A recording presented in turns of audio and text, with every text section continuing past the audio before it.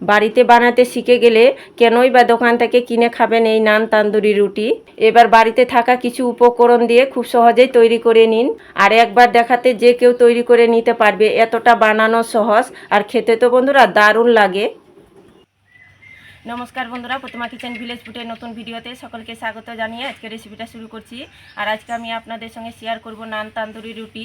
রেস্টুরেন্টের দোকানে না কিনে খেয়ে ঘরে খুব সহজেই দুই একটা উপকরণ দিয়ে তৈরি করে নিতে পারবেন। আর বানানো যেরকম সহজ আর খেতেও দারুণ লাগে। তো চলুন সহজভাবে বানিয়ে দেখাবো যাতে আপনারা খুব সহজে তৈরি করে খেতে পারেন। তো কিভাবে বানাচ্ছি বন্ধুরা স্কিপ না করে পুরো ভিডিওটা দেখবেন। আশা করি আজকে রেসিপি দেখতে আপনাদেরকে ভীষণ ভালো লাগবে।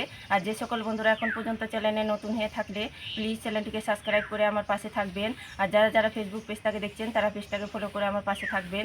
তাহলে বন্ধুরা নান তান্দুরি রুটিটা বানানো শুরু করি। তো দেখুন, নান তান্দুরি রুটিটা তৈরি করবার জন্য এখানে নিয়েছি আমি উষ্ণ গরম দুধ।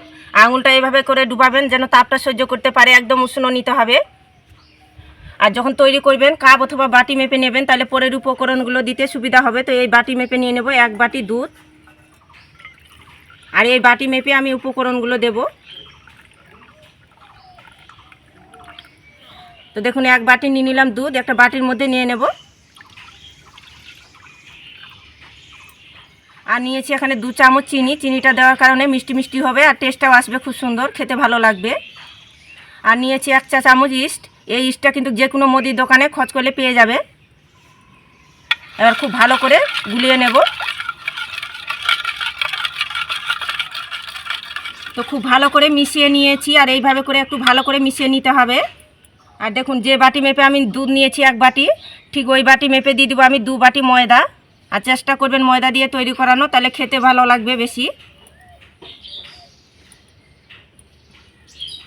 আর সামান্য একটু দিয়ে দেবো লবণ।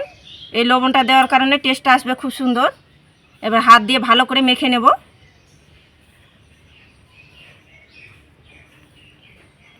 আর একটু কিন্তু নরম করে মাখানো হবে, কিন্তু খুব বেশি শক্ত করে মাখানো আবার যাবে না, একটু নরম করে মেখে নিতে হবে।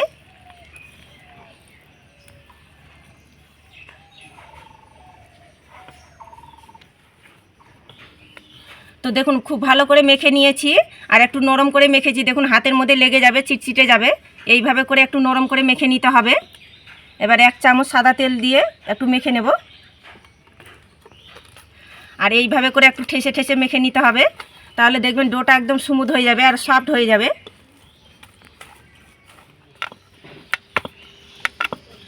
তো দেখুন সাদা তেলটা দিয়ে মেখে নিয়েছি, আর এখন দেখুন হাতের মধ্যে লেগে যাচ্ছে না, আর ডোটা দেখুন একদম সফট হয়ে গিয়েছে। তো উপর দিকটা যেন শুকিয়ে না যায় তার জন্য আর একটু সাদা তেল লাগিয়ে নেব।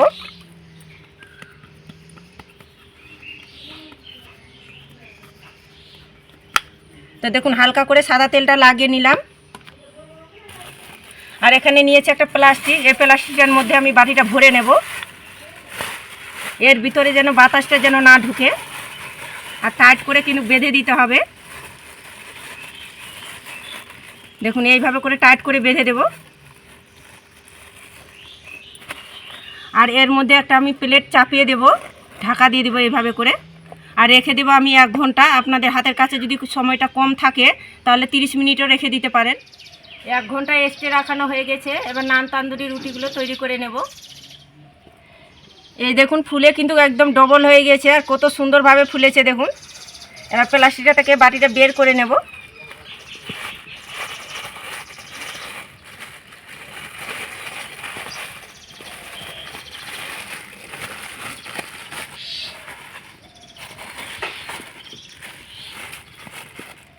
এই দেখুন কত সুন্দরভাবে ফুলে গিয়েছে।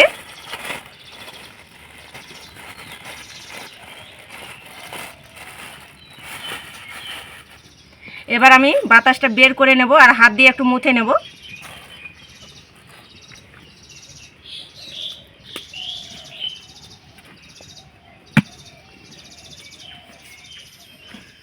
তো দেখুন হাত দিয়ে একটু মুথে নিয়েছি। তো এবার লেচি কেটে নেব। বড় ছোট নিজেদের পছন্দ মতো করে কেটে নিতে পারেন, কোনো অসুবিধা নেই। তো দেখুন এইভাবে করে লেচিগুলো আমি কেটে নেব।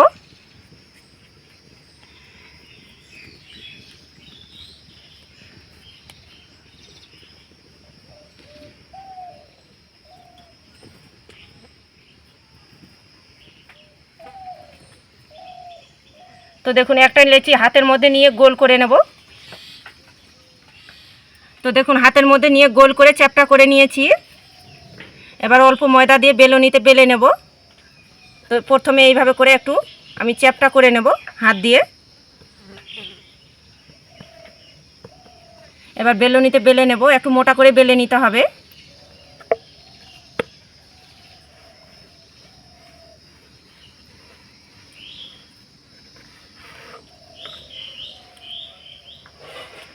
তো দেখুন বেলে নিয়েছি, আর এইভাবে করে একটু মোটা করে বেলেছি দেখুন। আর এখানে বাটির মধ্যে কিছুটা পরিমাণে জল নিয়ে নিয়েছি, আর সামান্য জলের মধ্যে দিয়ে দিব লবণ। একটু লবণটা ভালো করে জলের সাথে গুলিয়ে নেব। তো গুলিয়ে নিয়েছি। এবার আমি এখানে উটিটার মধ্যে ব্রাশ করে নেব এইভাবে করে।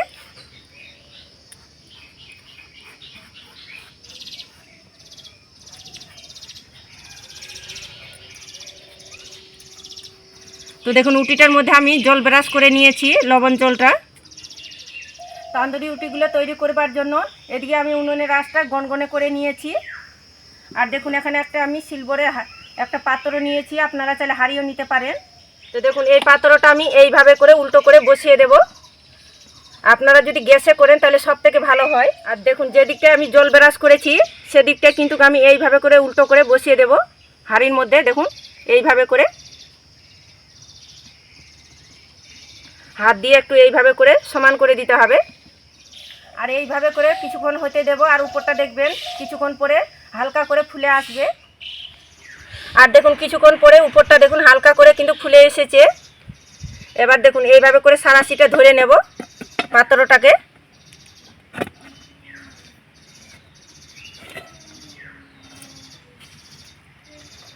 আর এটাকে এইভাবে করে আমি সেঁক দিয়ে দিব। আর এইভাবে করে ঘুরিয়ে কিন্তু সেঁকে নিতে হবে। তার জন্য আপনাদেরকে বলেছিলাম কি গ্যাসের মধ্যে যদি আপনারা তৈরি করেন তাহলে সব থেকে ভালো হয় এই তান্দুরি রুটিটা।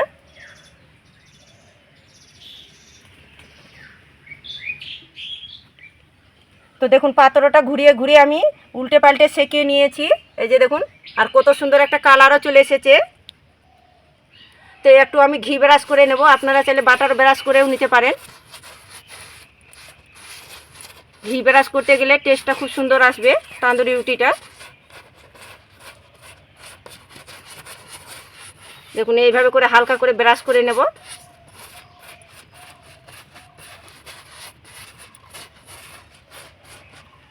আবার আমি হালকা করে সেঁকে নেব।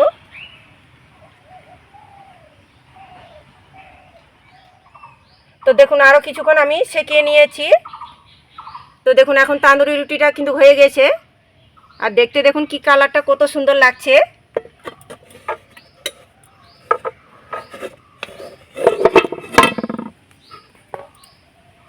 দেখুন এটাকে আবার তুলে নেব। এইভাবে করে একটু ছাড়িয়ে নিতে হবে খুন্তিটা দিয়ে। আর দেখবেন খুব সুন্দরভাবে ছেড়েও আসবে।